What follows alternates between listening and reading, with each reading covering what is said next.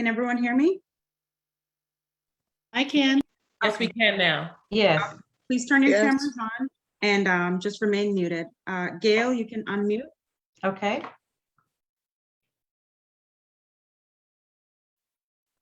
All right, so I'm going to stop sharing, Gail, and we will begin momentarily. Just give me a few seconds. Okay. And once you remove the screensaver, will I be able to see my my remarks, which I have on my screen? They were there before. Did you want me to pull that up or? No, I have them. I have them up. I had both. I have the event as well as my remarks on the same screen. You should be able to. Just bear with me. Mhm. Okay, just if you minimize the Zoom screen, Gail, it should be back there. It's probably just behind the window. Okay, great. Thank you. I had to switch hosts for us to live stream on Facebook. So just give me a few seconds while they switch host permission back to me. Sure.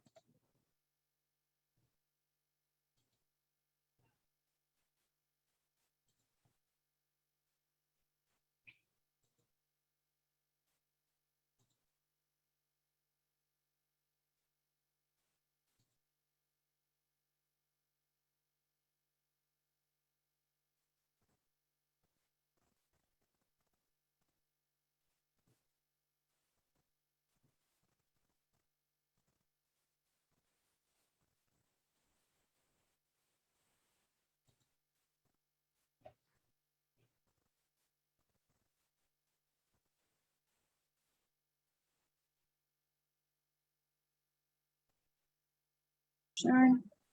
All right, so we are ready to go. Okay, can you hear me okay? Yes, Oh, We're live perfect. streaming on Facebook as well. Okay, great. exactly. Good evening, everyone. My name is Gail Jackson-Blount. For those of you who do not know me, I'm the president, CEO, and one of the visionaries of our movement, as I like to call it.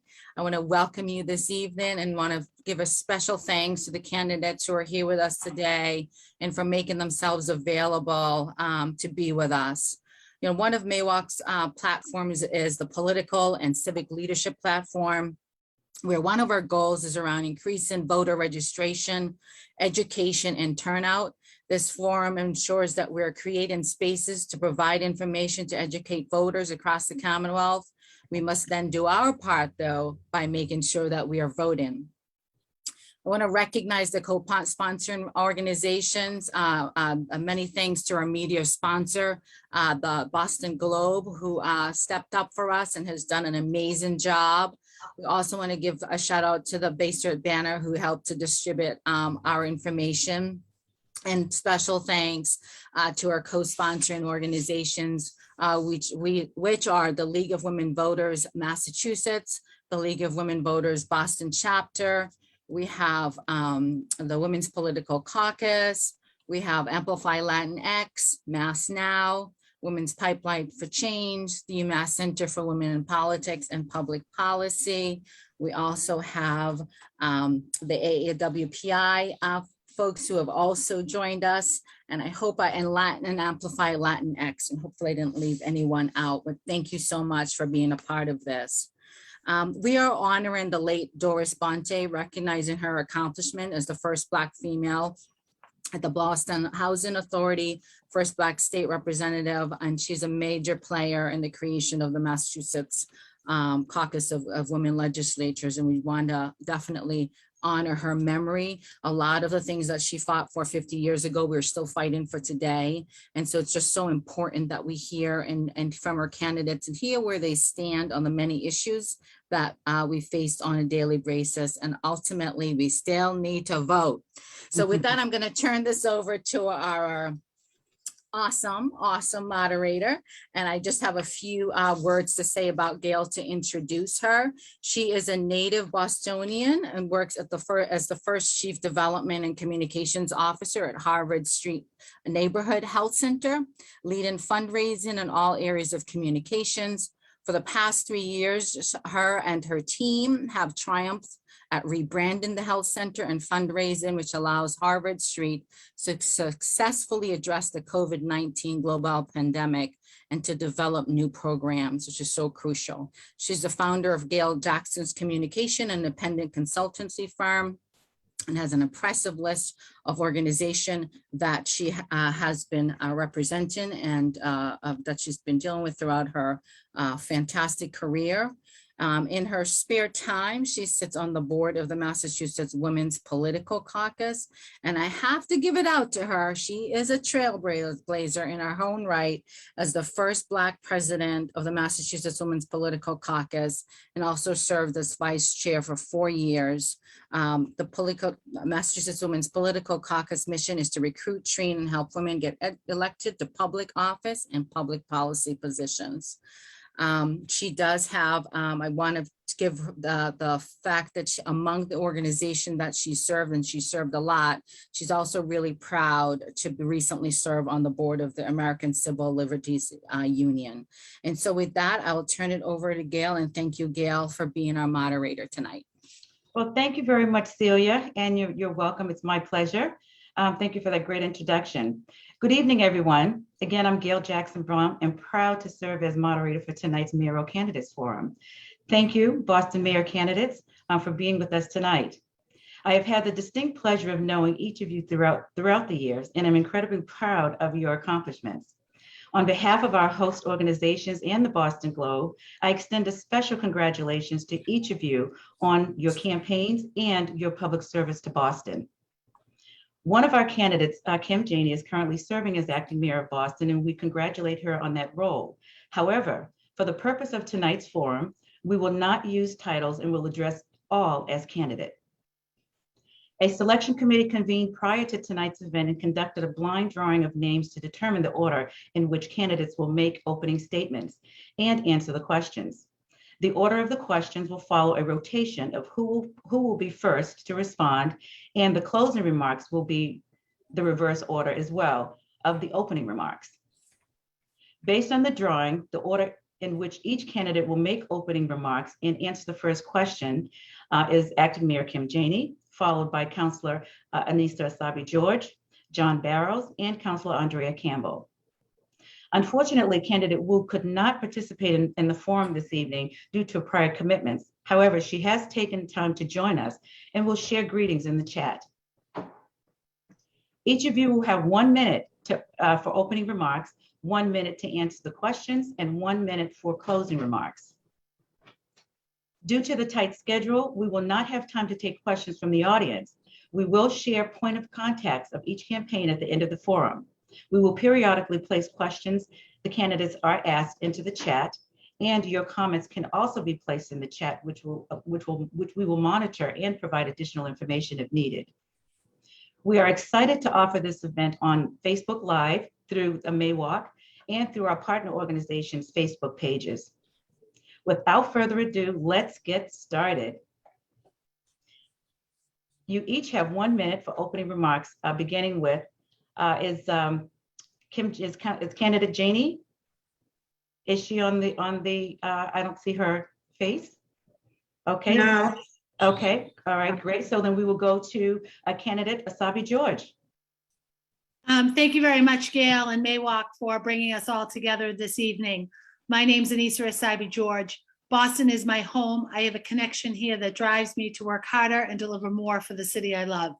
As a daughter of immigrants, the mother of 4 teenagers, a former teacher, and a small business owner, as well as an at-large city councilor, I believe I'm the right leader for this city at this moment. I've had a front row seat to the challenges that our families face day in and day out. We need to lift up our students, educators, and schools, close the achievement gap, and make sure every child receives a great education. I know what it's like raising a family here in the city, and especially the concerns around raising teenagers, especially during this difficult time. I will bring all of these experiences, mom, teacher, business owner, at-large city councilor, to the mayor's office. But most importantly, I will bring your experiences. I've done that as an at-large city councilor. It's what I'll continue to do as your mayor. Thank you very much. The next candidate is John Barrows. Gail, thanks a lot. I want to thank Maywalk and all of those who came together to bring us this forum. Born and raised in Roxbury to immigrant parents, I have been working pretty much all my life to try to improve Boston for all of us, particularly those of us who've been marginalized and haven't been seen. As a young Black man, this city wasn't always a friendly one, and there were neighborhoods I couldn't go to. And, frankly, the leadership in City Hall didn't always look like me. We've made some strides, but Boston still has a long way to go. I'm proud of my track record in the issues surrounding women, surrounding equity. In fact, all issues are women's issues, but I'm proud of having, as Chief of Economic Development, appointed women to all key positions in my cabinet, particularly women of color. I'm proud of the work that I did with the Office of Women Advancement to create Women Entrepreneur Boston, WeBoss, to advance Boston's women entrepreneurs by providing skills, business training, and capital as women start businesses in our city. I've launched the Child Care Entrepreneur Fund, a key part of the city's effort to help strengthen child care in our city. And as we know, child care business is women's business. So many of our women run child care businesses in Boston as entrepreneurs. Finally, as mayor, I bring the skills, the track record, and by far from any candidate, the executive experience to implement and make this city a more equitable city for all of us, particularly for our women. Thank you. Okay, thank you, John. And our next candidate is Andrea Campbell. Thank you, Gail, and thank you, Celia, of course, and the entire organization for the work you do, and thank you for organizing us. And thank you for doing this in honor of Doris. It's timely, and it's a great way to start this debate forum. I've been on the council for the last 6 years, representing largely Dorchester and Mattapan. And I say doing the work, working to ensure that everyone can afford to live and stay in the city of Boston, working on improving our Boston public schools, working on the racial disparities in this city, of course, making sure that women, all women, especially women of color, get the opportunities not only that they deserve, but that they are entitled to. My entire life has been shaped by this city. I deeply love the city of Boston. I was born and raised here. I'm a BPS kid. I went to 5 BPS schools. I'm a mom of 2 boys. One is about to start at BPS in the fall. And yet, with a life torn apart by incarceration, this city gave me everything to go off to Princeton, to UCLA, and to be successful. I jumped into this race. Sorry, I didn't hear that. Did I go over time? No, continue. Okay, so there's no timer. I don't see a timer, but I'll just say I jumped into this race to ensure that every candidate has access to the same opportunities that were afforded me in the city of Boston, and will continue to do that work, grounding everything in racial equity and a sense of justice and accountability. Thank you all so very much. And I don't know where the timer is. I know. Exactly. It'll be, hopefully it'll be up momentarily. But in the meantime, we will try to, Jean Morrison, who is the chair of Maywalk's Political and Advocacy Committee, she's actually keeping track, as well as a few others who are on the call. Okay, so you may hear something if you're getting close, they'll say, 15 seconds. And I also just wanted to mention for the audience that we were made aware that the candidate Janie may be a little late, or either she may be arriving late, and so when she does come on, we will take her in the order of the questions as we are at that time. Okay, so our first question it deals with equal pay for women and women of color. As you know, women continue to face issues such as pay equity and underrepresentation in senior management positions. These and other barriers contribute to economic instability and the wealth gap. As mayor of Boston, how will you ensure that city government is an example employer for the city at large with respect to equal pay? And what will you do to ensure that women and women of color are represented in top management positions throughout the city? The first candidate at this point will be Asabi George. Thank you very much, and I'll start a timer here for 1 minute. I recognize and appreciate our city's employees who have dealt with a lot this year, and they continue to show up for our residents through it all. So I want to first start by thanking them, and that's across all levels of our city government.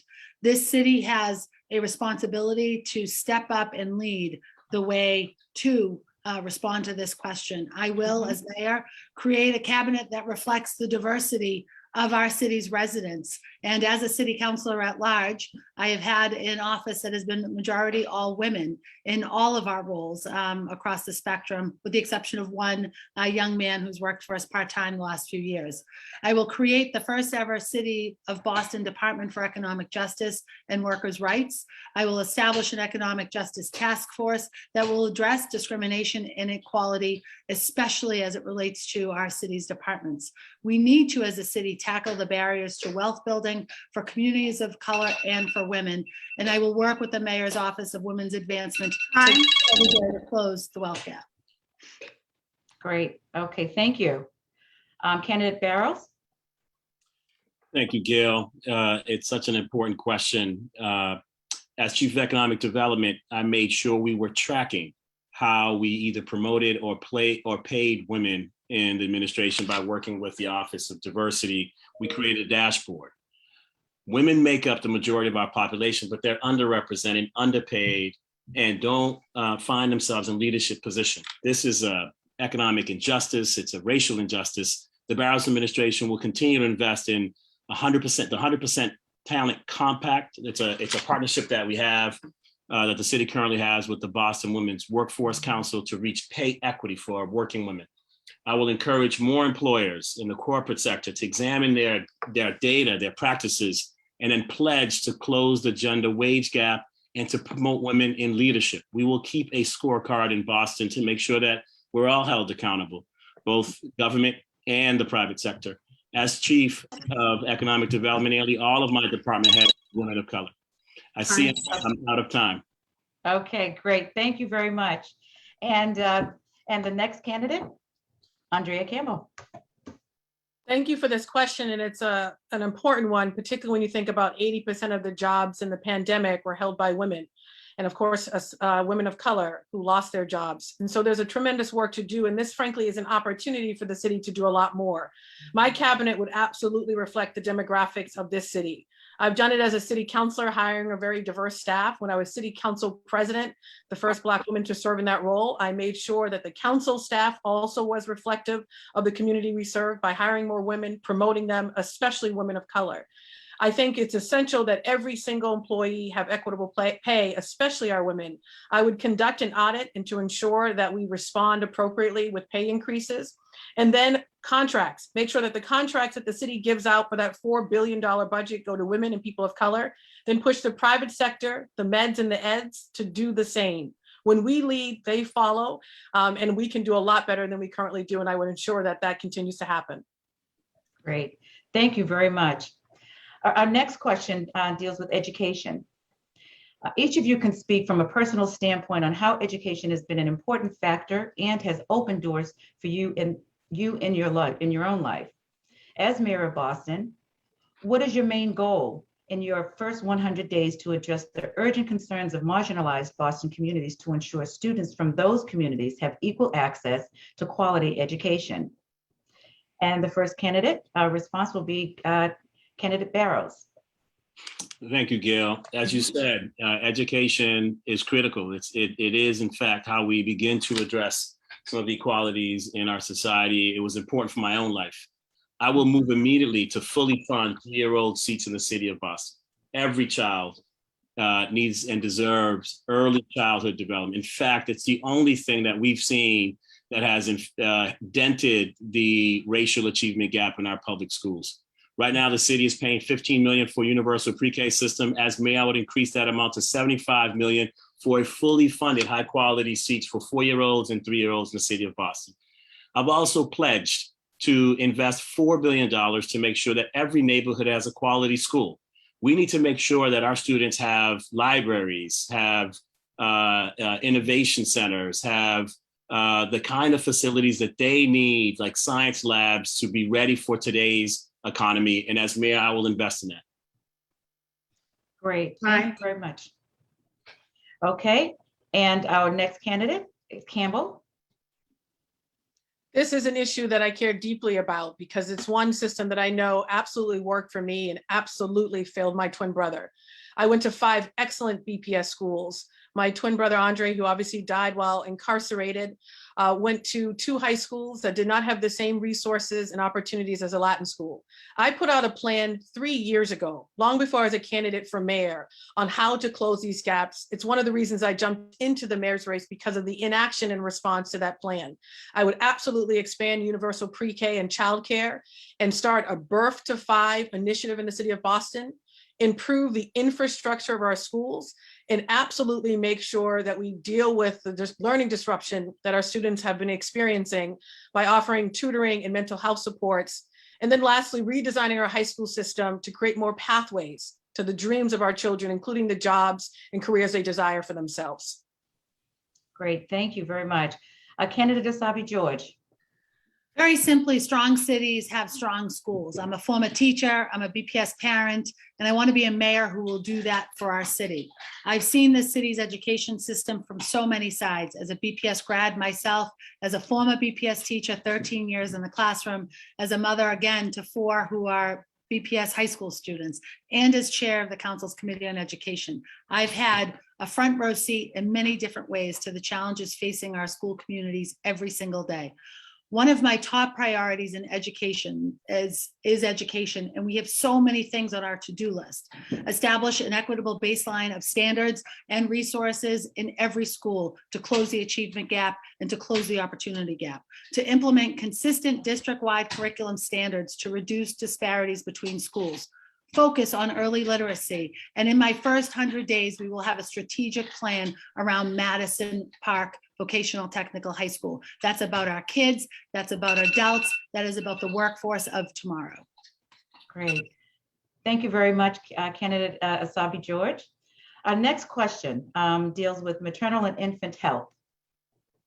As we all know, maternal mortality and infant mortality rates for women of color in Boston and Massachusetts and nationally are well documented. As mayor, what will you do to address these disparities that are caused by social structural forces, namely institutional racism and sexism? And what will you do to improve the overall health outcomes of women of color? The first candidate is candidate Campbell.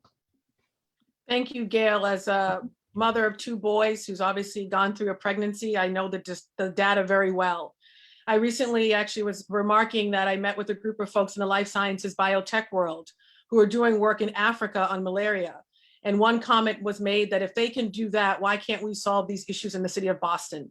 We absolutely can ensure that every single resident has access to the primary care that they deserve, and particularly the services they need on this particular issue.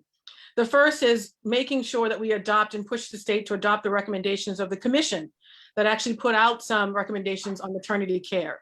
The second, we as a city can make sure every resident has access to healthcare services, reproductive services, and can expand the number of women eligible through our mass health coverage system to not only be for pregnancy, but the 21-month period and after. That's when we see most actually tragic deaths happen, is afterwards. And ensure that coverage includes doula services, as well as labor and delivery supports, postpartum care, in-home postpartum visits, along with addressing postpartum depression, screening and treatment. All of that we can push to be covered by insurance and to be free. Great, thank you. Candidate Asabi George. We know the steps taken before, during, and after pregnancy improve health outcomes for families and children across our city. We need to prioritize maternal and infant health, access, and support. As mayor, I will conduct culturally and linguistically appropriate outreach to reach populations disproportionately affected by poor outcomes, including our communities of color. We need to expand maternal awareness by partnering with community health centers to conduct that critical outreach to pregnant women and new mothers to explain options, available resources, and opportunities. We have to enforce Boston healthcare providers to complete training to remove discrimination and biases in treating pregnant women of color. And we have to work with relevant mental health teams and community health centers to check in with new mothers and their families, assess for signs of postpartum mood disorders, and to provide appropriate care and support as necessary. Our mothers, our babies, our children are so critically important to the future of our city. We need to make sure that care is accessible and those opportunities for long-term care are there. Thank you, candidate. The next response is from candidate Barrows. Thank you very much, Gail.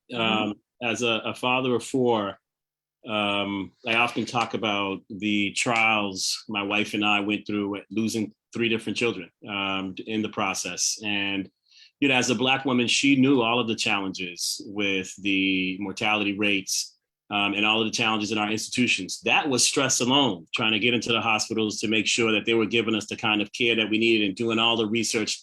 That's why I've always talked about centering the creation of an equitable Boston. And that means in all of our institutions so that we can eradicate racism and sexism. As mayor, I will work to ensure that all Bostonians have access to quality reproductive health care. One of my focuses in reproductive health care is a policy to eradicate, in fact, the higher rate of maternal mortality among Black women. The barriers include some of the same social determinants that we see in other disparities in health: food insecurity, financial stress, language barriers, housing insecurity, et cetera.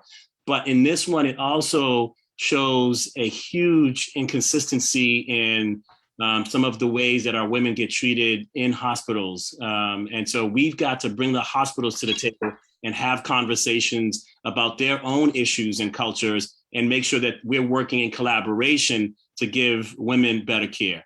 I'm a supporter of making sure that we have the kind of insurance that we all need prenatal and postpartum to make sure that we have the care for our women, particularly as it relates to mental health issues, and making sure that we have the leave that we need. Right now, it is not enough to have 12.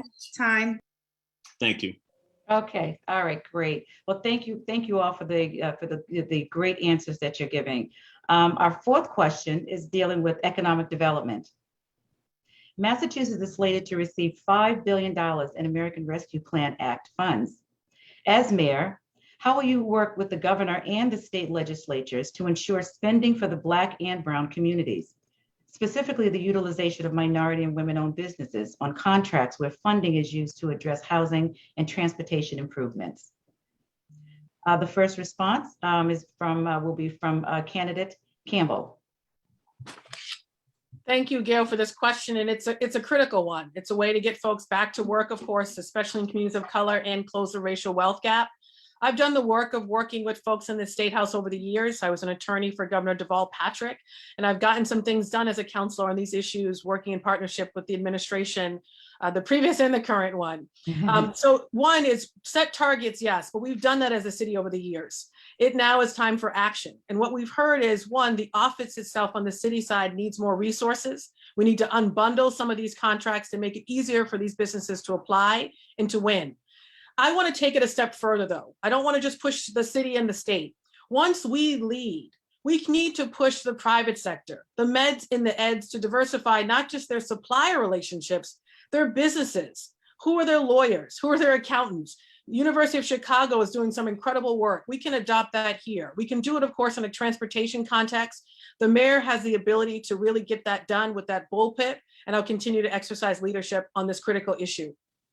Great, thank you very much. Candidate Asabi George. We need to be very intentional about giving our Black and Brown entrepreneurs and small business owners a fair shot at succeeding. We don't do enough of that right now, and it shows, and the data has shown that to us. Continuing to fight for state legislation is critical to make the City of Boston's procurement process more equitable.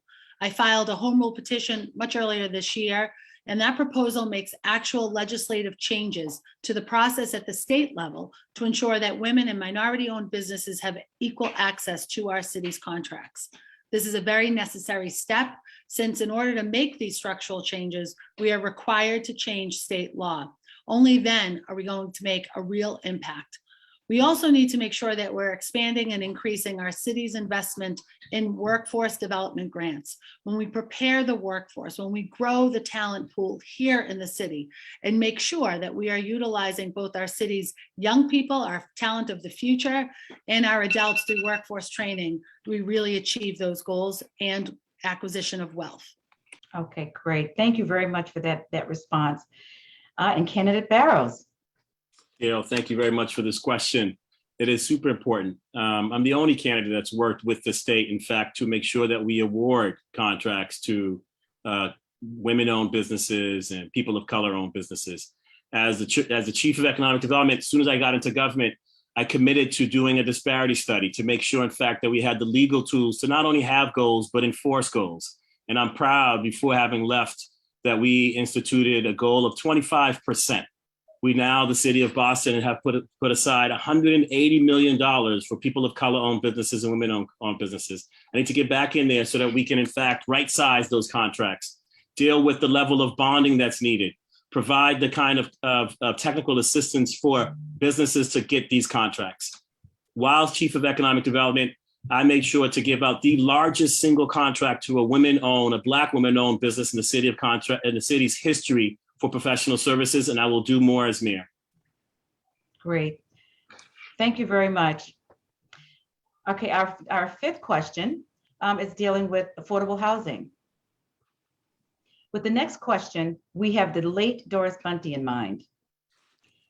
It is a housing question, and we know how passionate she was about affordable housing and specifically public housing. Given the decades-long debate about rent control, if you, as the next mayor, decide not to pursue this path, what steps will you take to preserve a required number of affordable housing units for low and moderate income people and for those who are experiencing homeless in the city of Boston? The first response will be from candidate Asabi George. If we want our city to grow and thrive, we need to directly address housing affordability. I don't believe that rent control is the best way to tackle this head on. It decreases affordability, fuels gentrification, and pushes people out of their neighborhoods. We need solutions to get to the root of the problem. We certainly need to increase and look for ways to continue to increase IDP here in Boston. We need to build more truly affordable housing here in the city. And we need to create, and it's a priority of mine as mayor, it will be, to create more pathways to home ownership with a focus on generational wealth and thinking about creating opportunities for first-time home buyers and first-generation home buyers. We need to implement substantial and meaningful long-term solutions for Boston's homelessness crisis. I've led on this as a member of the City Council, the founding of a special commission to end family homelessness here in the city. Great. Okay, thank you very much. Candidate Barrows. Thank you, Gail. In the spirit of celebrating Ms. Bunty, we need to, Ms. Bunty, we need to make sure that we first invest in public housing. I have heard way too often stories of public housing residents that their housing is just not adequate. We need to make sure that the Mildred Haley is being taken care of. I have worked with city government and filed applications with HUD to bring more money in to invest in public housing, and I will be aggressive as mayor to continue to do that. I've also worked to help improve and increase deed-restricted affordable housing. If we are going to provide affordable housing for the residents of today, it's not about freezing the rent and doing rent control. Who can pay for today's rent? That's not how we do it. We do it by providing affordable housing at the rates that people can afford it. That is making sure that we use local numbers of the neighborhood area income, the neighborhood area median income to provide affordable housing at rates that our families can pay and be able to live in them today. Great. Thank you very much for that response. Now, candidate Campbell. Thank you, Gail, for this question and specifically lifting up her work because it was incredible and we have big shoulders to stand on. One thing I think I align with her and many others is that they want action. As a counselor, I'm the only candidate that has done substantial work on the affordability issue in the city of Boston. My first piece of legislation was a Community Preservation Act that is generating $20 million every year for affordable housing. Literally, I am activating vacant lots that are city-owned right now on Blue Hill Ave. There are 30 right now out for RFPs for affordable housing and economic and mixed development projects. I've committed to activate 100 as mayor.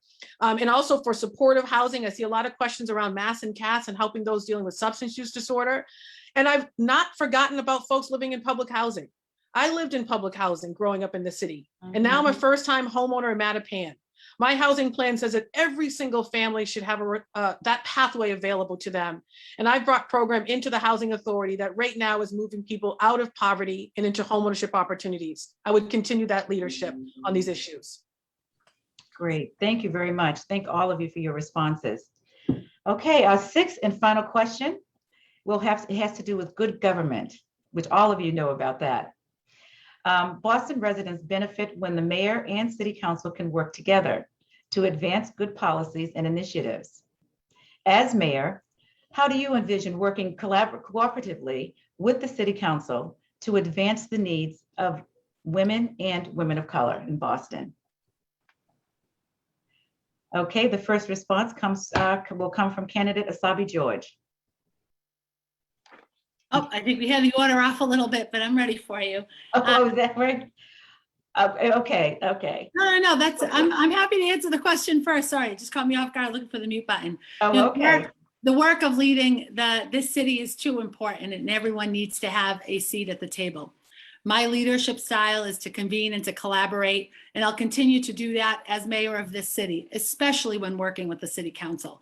I'm proud to have already started building relationships, first from my time as a city councilor at large, and second, just most recently, I've been hosting a series of meet and greets for all the candidates who are running citywide over the summer. So I appreciate how difficult it is in a very large field of candidates to build a network. I believe very clearly and very certainly that we have to lead this city together, whether it's government officials working together or the city working in partnership with outside organizations or partners at the state level or partners at the federal level. I have a hashtag that I use on occasion that says government is a team sport, and it has to be a team sport when we are leading the city. We have to do this work together. Absolutely, great. Okay, thank you very much for that response. And our next response will be from candidate Campbell.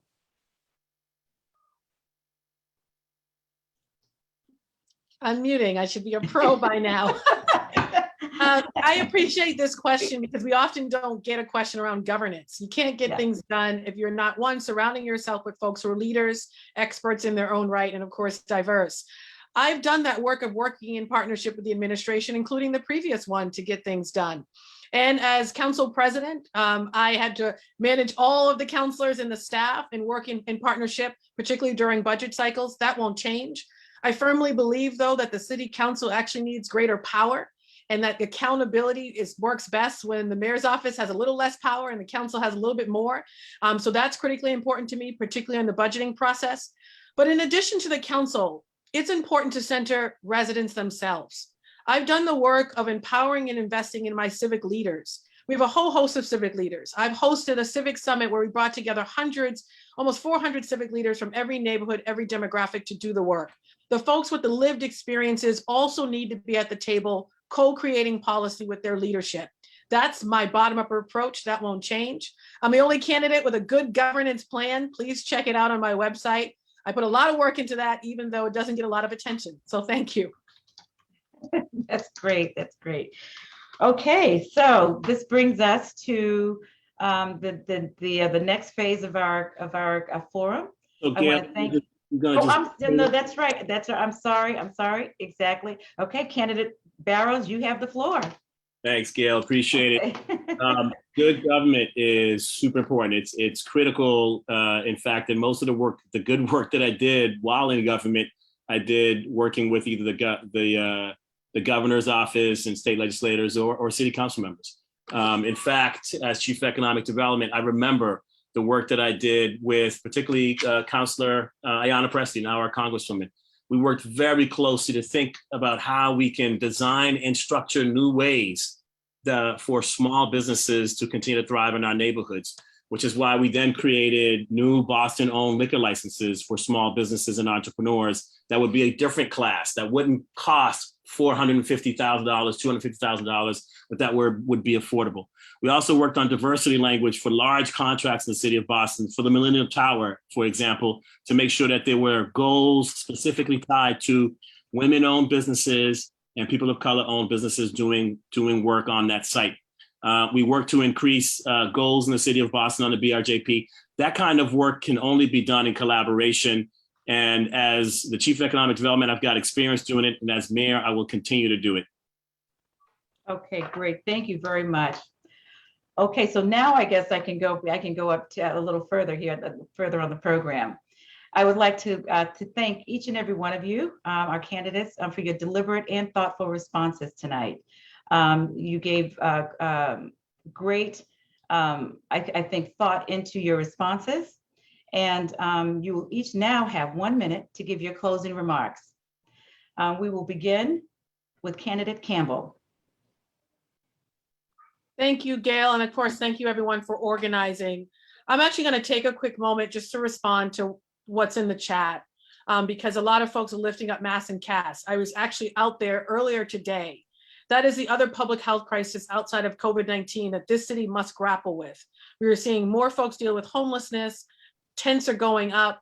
There is a public safety issues there as well. People are getting an uptick in sexual assaults, stabbings, homicides, violence.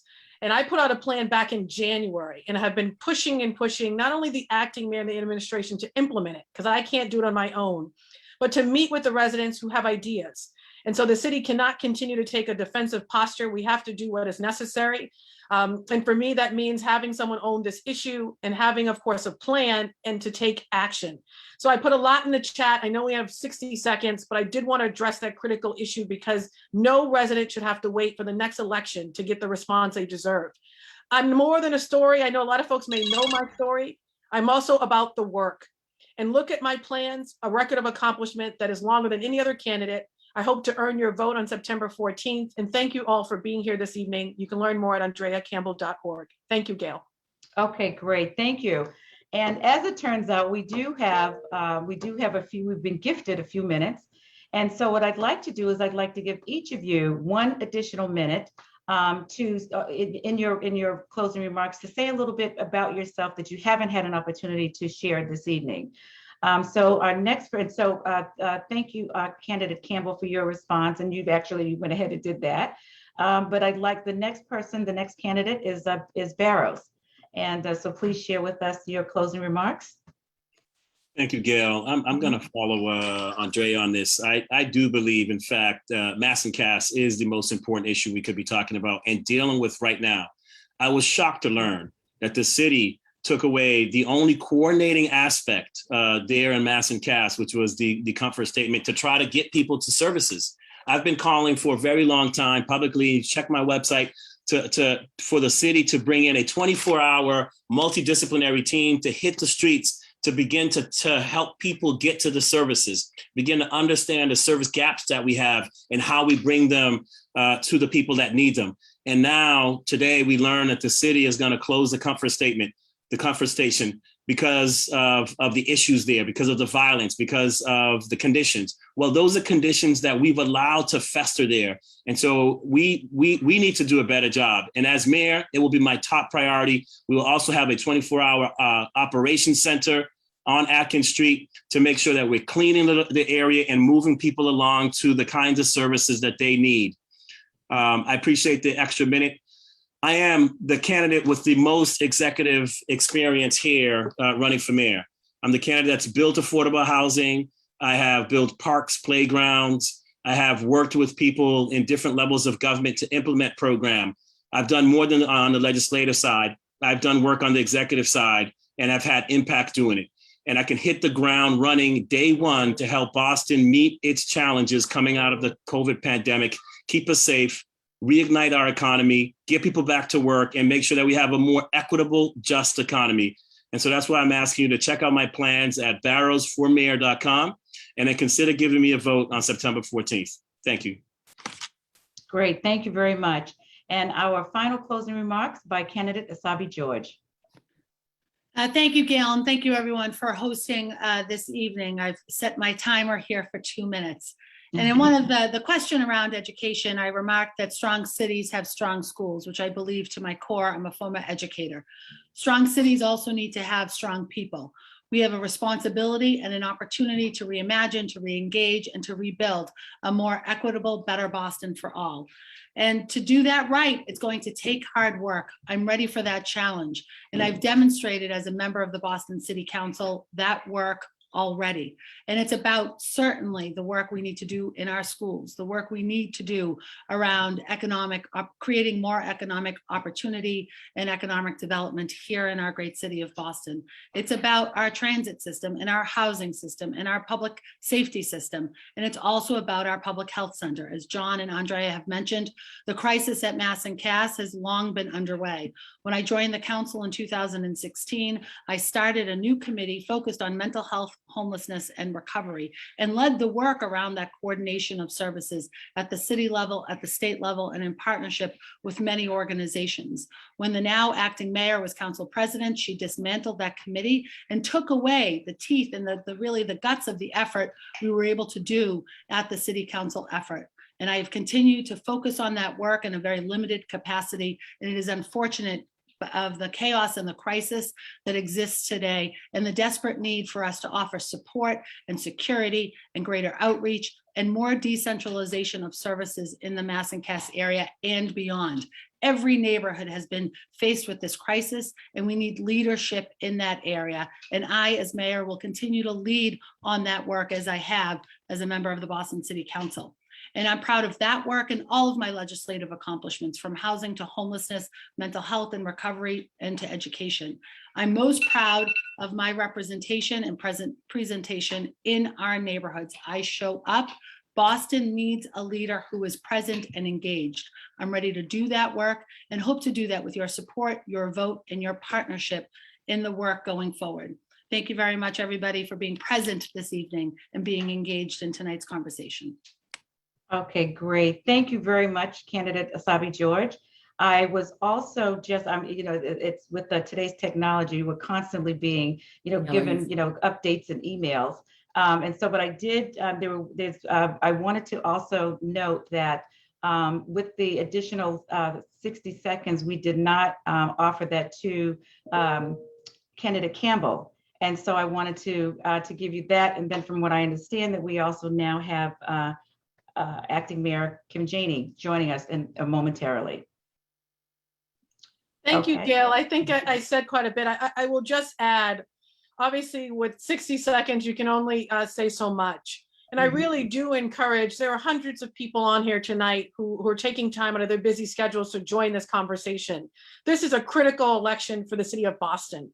I grew up here very poor with almost nothing, and yet was blessed to go off to Princeton University, to UCLA Law School, to be successful, to represent young kids in education cases, be successful by every metric. This is the city that gave me everything to achieve my dreams. And I'm breaking cycles and generational cycles of poverty, trauma, criminalization, and inequity for my boys. Every family, of course, I want to have that same access to opportunity.